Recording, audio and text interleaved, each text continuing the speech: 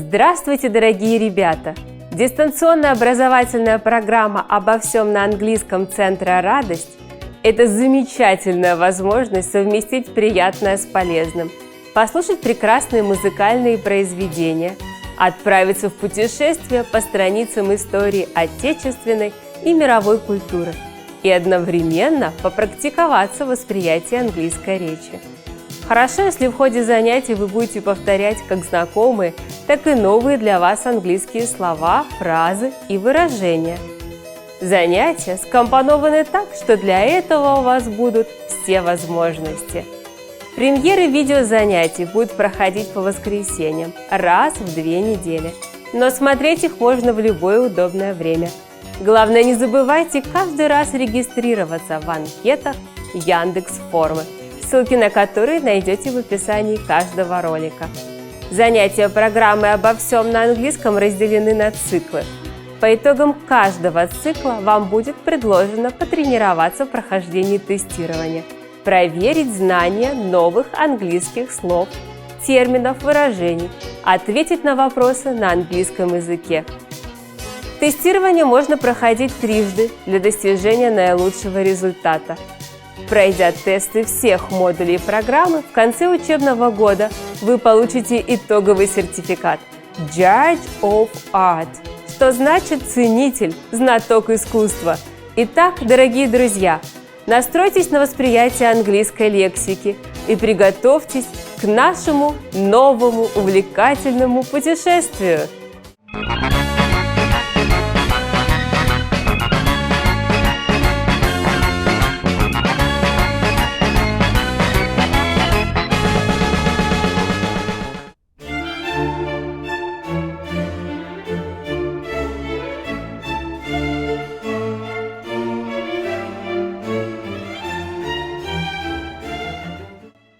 Baroque. Renaissance. Adagio. Venice. Nobility. Opera house. Manuscript. Score. Hello, dear children and parents! Today we continue a series of lessons dedicated to the mysteries of musical masterpieces. During our last lesson, we learned about the magnificent Miserere by Gregorio Allegri, who worked in the 16th and 17th centuries, the late Renaissance and early Baroque periods.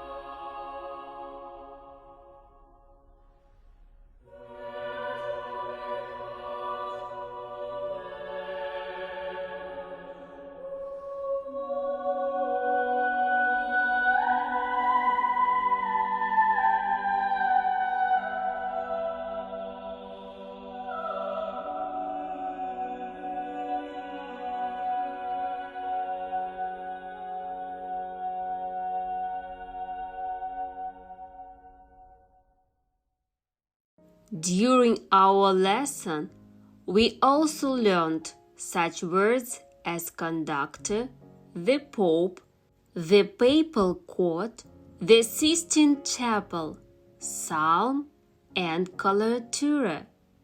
We have learned that miserere means have mercy on me, God, in Latin. If you missed our last program, The Musical Mystery of Vatican, we recommend you to watch it. And those who were with us, I hope, were impressed by it. If the story and musical mystery of the Vatican masterpiece is known to few music lovers, the work we are going to talk about today is very famous. The success of this composition is amazing. The author earned his place among his great contemporaries, such as Bach and Vivaldi. The tune has become one of the most recognizable. It is included in the repertoire of orchestras all over the world, and its numerous arrangements have been heard not only in concert halls, but also on the streets, in films, and on television. Since the middle of the 20th century, lyrics have been set to this music, and the musicians started to perform it as a vocal work.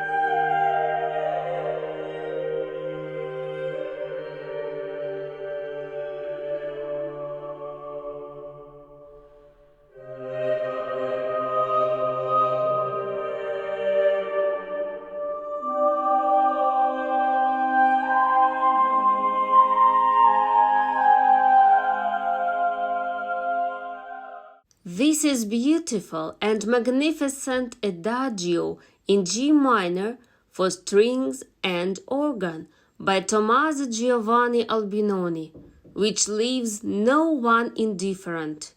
But there is a mystery in the creation of this musical masterpiece.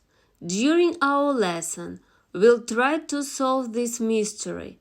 So, we begin our story.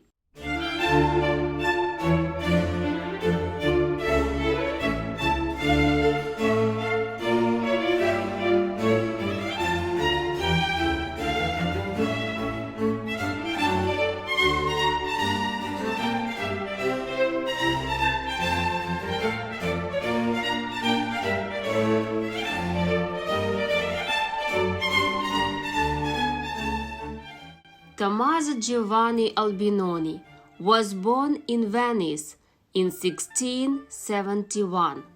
He worked and lived during the Baroque era.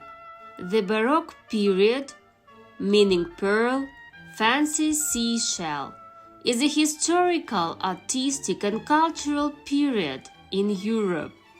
It lasted for 150 years, from the 17th to the 18th century. From 1600 to 1750, the date of Johann Sebastian Bach's death. The Baroque appeared at the end of the Renaissance. The fine arts, architecture of that time were characterized by a so-called pretentious style, complexity, magnificence, even extravagance. It was also typical for music. The Baroque period produced such musical masterpieces as the fugues by Johann Sebastian Bach, the Hallelujah Chorus from Messiah Oratorio by George Friedrich Handel, and the Seasons by Antonio Vivaldi. Music notation and instrumental skills improved as composition developed. New genres appeared, for example, opera. The genre of the oratorio reached its peak. The cantata as a form of music became incredibly popular. The complexity of musical works increased. The structure of a musical composition and the large number of musical terms which appeared in the Baroque era are still used today. This is the dynamic time of our hero's life and work. Venice was one of the progressive cultural capitals of Europe at the end of the 17th and 18th centuries. Therefore, no wonder that Tommaso Albinoni lived in Venice until the age of 79 without going anywhere for a long period.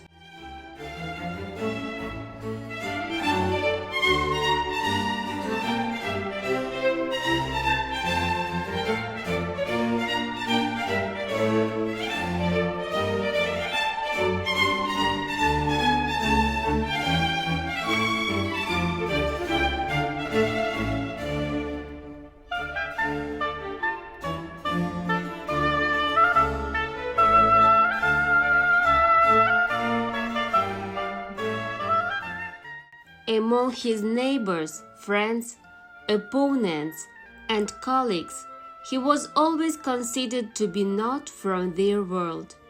There were reasons for that. Albinoni was the son of a wealthy Venetian paper merchant.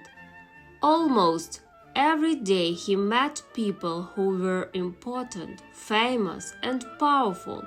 For example, the nobleman Benedetto Marcello, composer, music writer, poet, lawyer, statesman, a man of incredible virtues, or Antonio Vivaldi, Catholic priest, violinist, virtuoso, teacher, and conductor. These are the names of the famous masters of Italian Baroque music.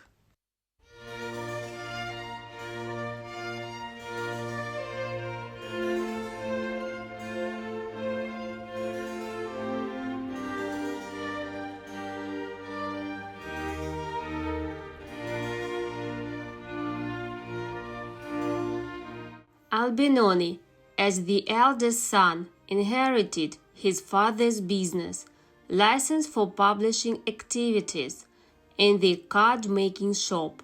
However, he never ran this business and passed it on to his younger brothers. Despite that, in Venice, he was known as a card player all his life.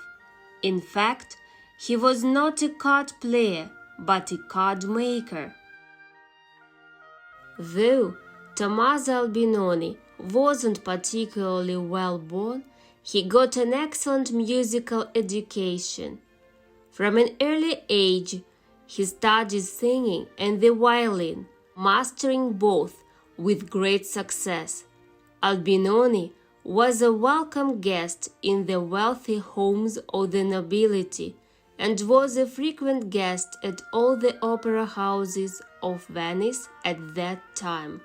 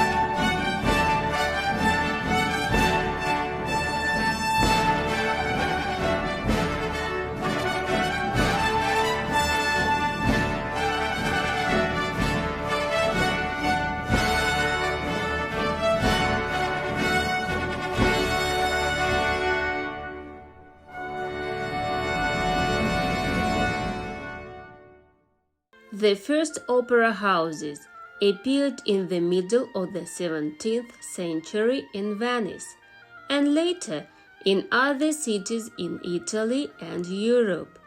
They were built for the entertainment of the nobility. As a rule, there were several theaters in a city at the same time. They were situated in palaces or private residences of the nobility. The maintenance of an opera house and its troupe was considered a very prestigious affair, an indicator not so much of wealth as of the owner's taste and culture. And Tommaso Albinoni achieved his first success as an opera composer. His works were performed in many Italian cities. They were popular with Venetian music lovers of that time. He composed at least 80 operas. Tal bellezza non la nessuna e pur con voi semplice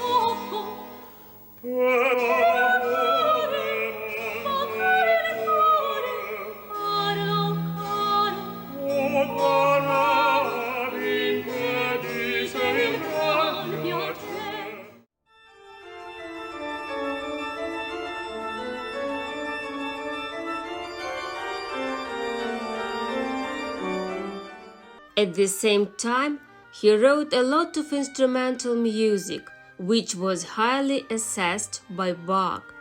He wrote at least 2 fugues on Albinoni's themes. A fugue is a special form of music where one melody is repeated by several instruments or voices in succession. In Latin, it means running, escaping. In Baroque music, the fugue becomes the central form. Fugues were used in music of all different genres. Many composers used the fugue form in their works.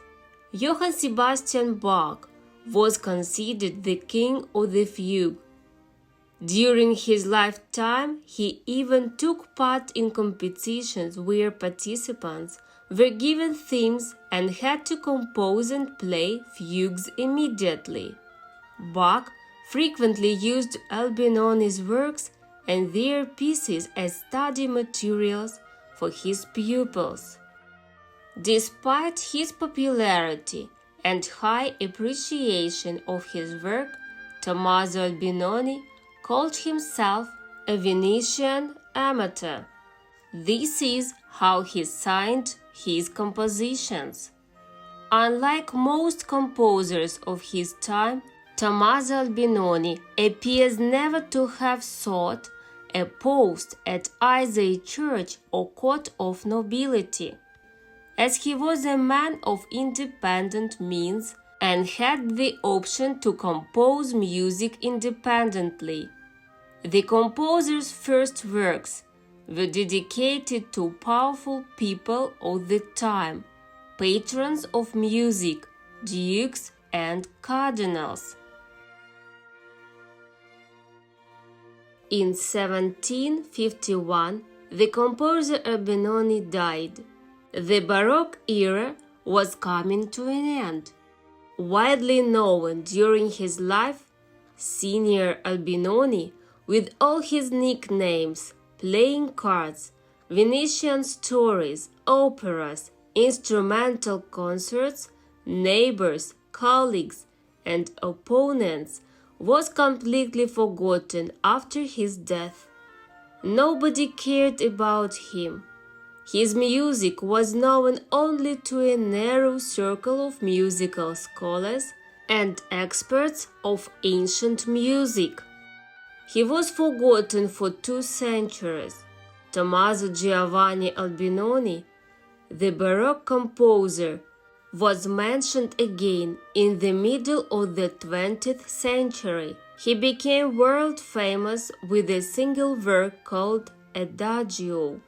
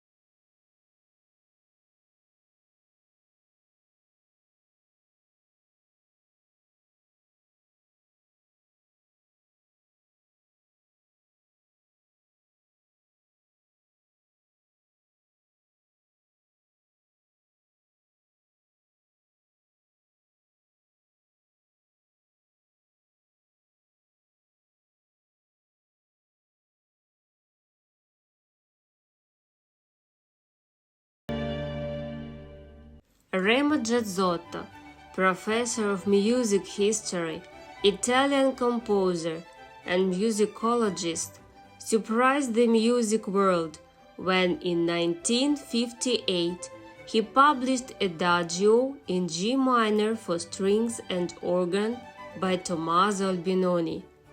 The work was a triumph. According to Giazzotto, in 1945 he discovered a small fragment of burnt manuscript in the ruins of the Dresden State Library, which had been damaged by bombing.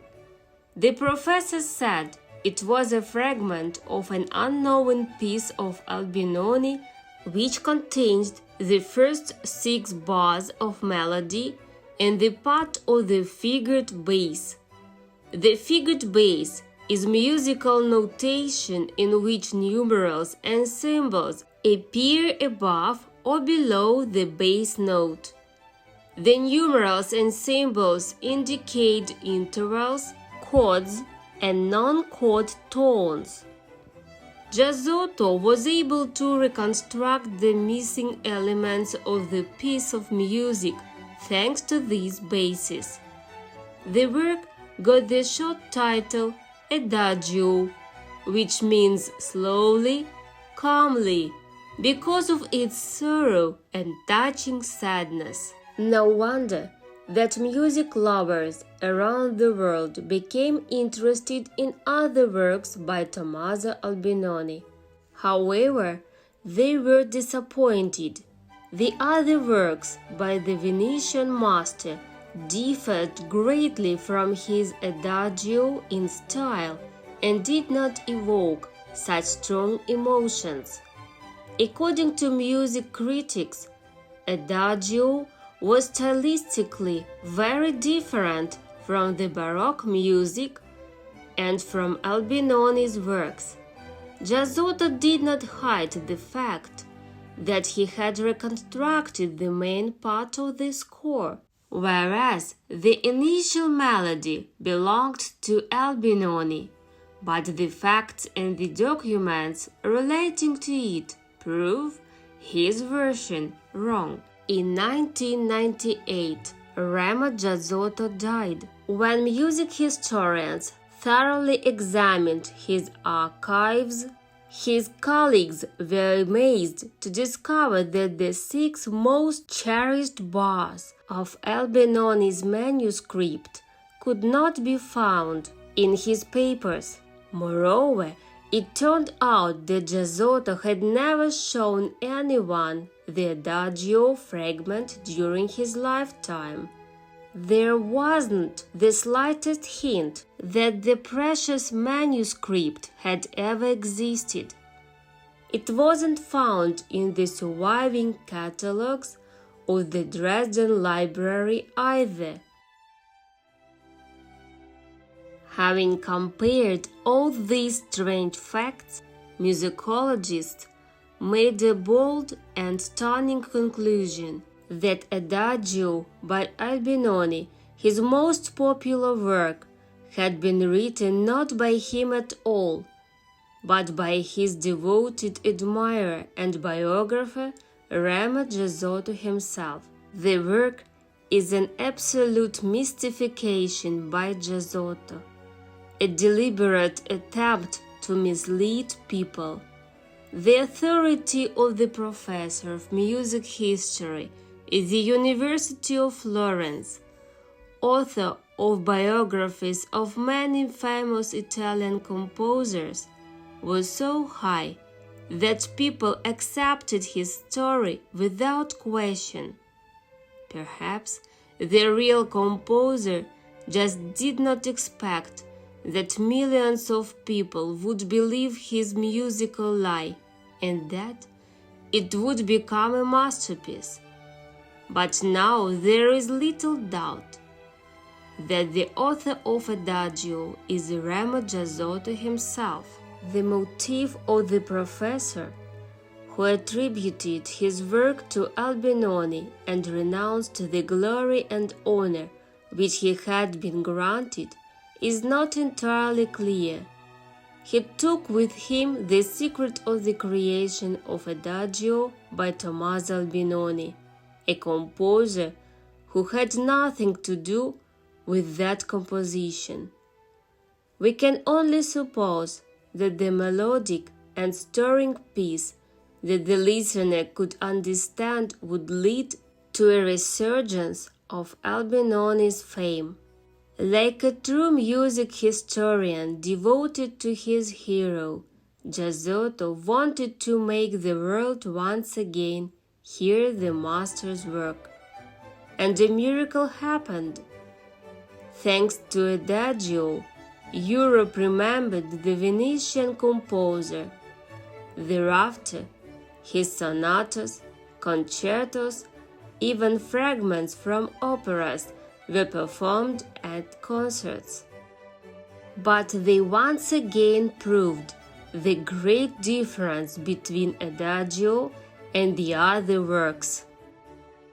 Dear friends, do you think it is worth examining manuscripts from past centuries, discovering some new and at the same time forgotten names, new scores?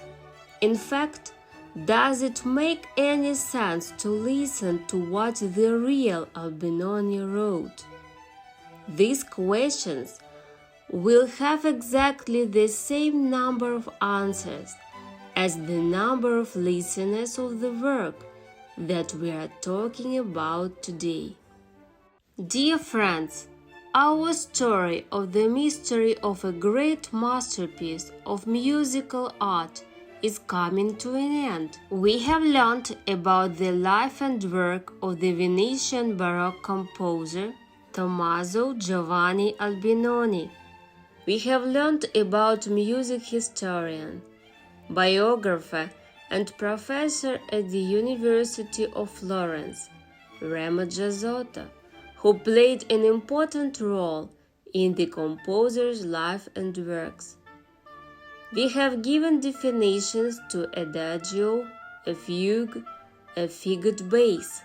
What kind of hoax can be used to say the composer's name for history and future generations? Adagio by Albinoni is one of the most famous musical compositions. It resonates in the hearts of millions of people of all countries, nationalities, and beliefs. Dear children and parents, I would like to repeat my questions. Do you think it is worth examining manuscripts of past centuries? Is it worth discovering the forgotten names of composers and their works? We are looking forward to your answers. See you next time.